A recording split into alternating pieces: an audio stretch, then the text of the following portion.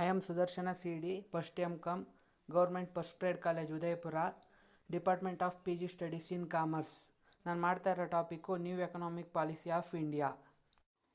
Economic policy refers to the action that governments take in the economic field.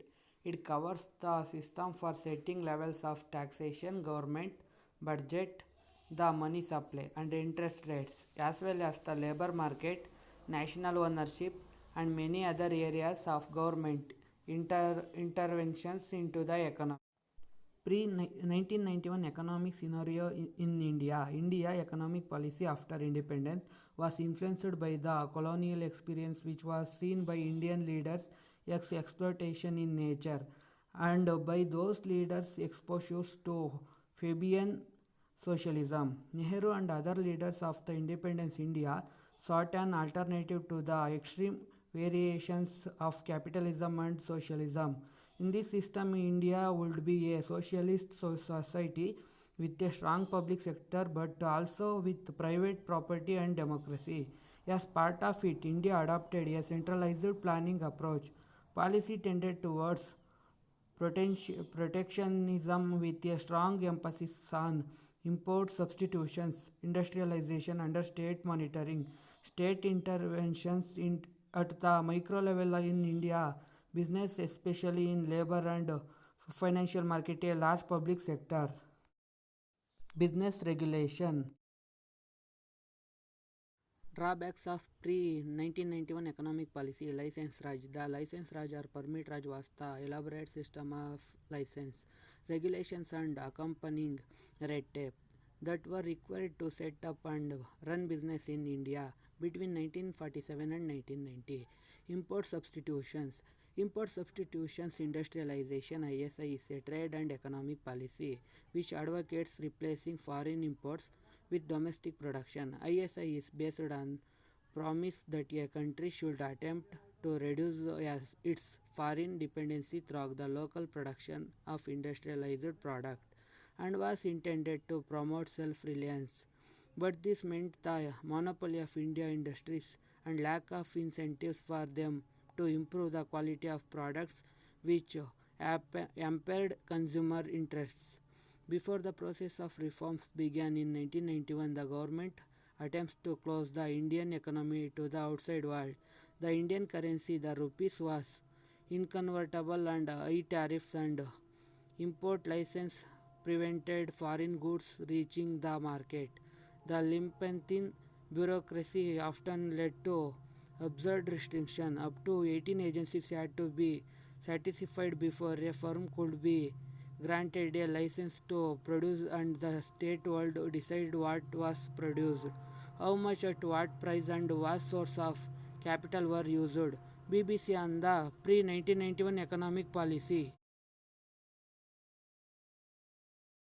New economic policy of 1991 architects. P.V. Narasimha Rao, Prime Minister. Dr. Manmohan Singh, Financial Minister. 1991 economic crisis. By 1985, India had started having balance of payments problems. This is due to more expenditure by the government, whereas the income generated was less.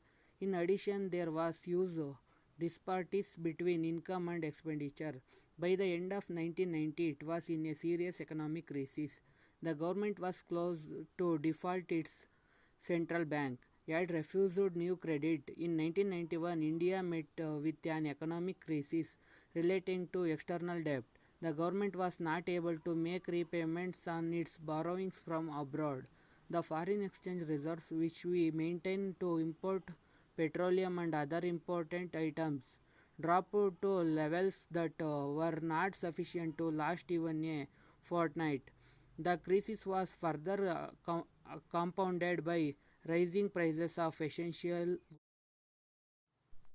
Advent of IMF and World Bank. India approached the International Bank for Reconstruction and Development (IBRD), commonly known as World Bank, and the International Monetary Fund (IMF) for help.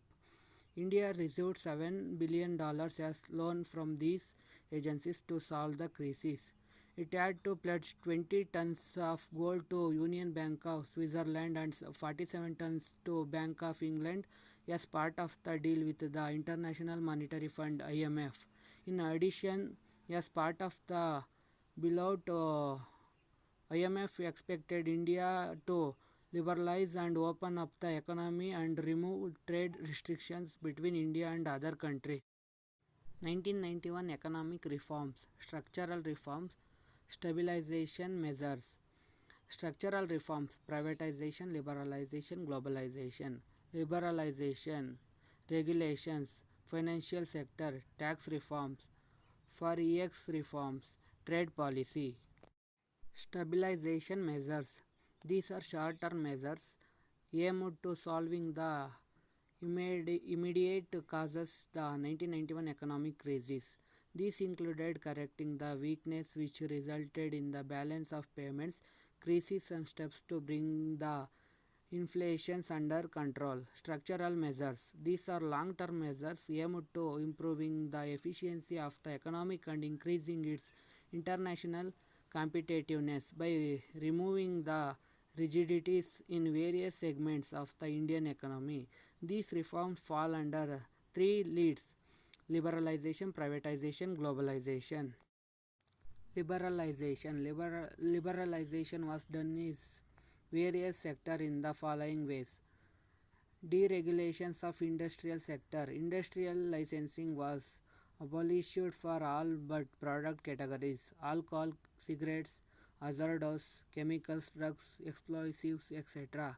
Many industries which are reserved for public sector in have now been deserved. Only railways, defense equipment, atomic power generation have been reserved with the public sector. Market has been allowed to determine the prices. Financial sector reforms reduce the role of RBI from regular to facilitators of financial sector. These reforms led to the establishment of private banks. FDI in banks was raised to 50%, but certain managerial aspects have been retained with the RBI to safeguard the interest of the account holder. Tax reforms. Corporate tax, which was very high earlier, has been regularly reduced. The tax producers have been simplified and the rates also have been lowered. 1973-1974, 11 tax slabs with refer from 10 to 85%. 1919 to 1991, in 5 budgets between 1991 to 1996, Financial Minister Manmohan Singh reduced IT slabs to 3, 20%, 30% and 40%. Foreign exchange reforms. The rupees was devalued against foreign currency which led to an increase in inflow of foreign exchange. Market has been allowed to determine the foreign exchange rates. Trade and investment policy reforms. Dismantling of quantitative restrictions of imports, reduction of tariff rates, taxes on imports, removal of licensing producers for imports except in case of hazardous and environmentally sensitive products. Quantitative restrictions on import was also fully decreased later. Export duties have been removed to promote exports. Privatization. Privatization means the transfer of assets from public sector to private sector. Privatization helps in improving financial discipline and to facilitate modernization. Privatization helps in strong inflows of FDIs. Disinvestment. Privatization of public sector enterprises by selling of part of the equity of PSEs to the public is called disinvestment. Criticism. Assets of PSUs has been undervalued. The money from disinvestment were diverted to meet the shortage in the government revenue rather than in creating new assets. Globalization. Globalization is the process of international integration arising from the interchange of world views, products, ideas, and mutual sharings and other aspects of culture. Outsourcing. In outsourcing, a company hires regular service from external sources, which was it provided internally. It is an outcome of globalization thanks to new economic policy. India became a major source for outsourcing jobs. Example: BPO, banking service, etc. World Trade Organization, WTO.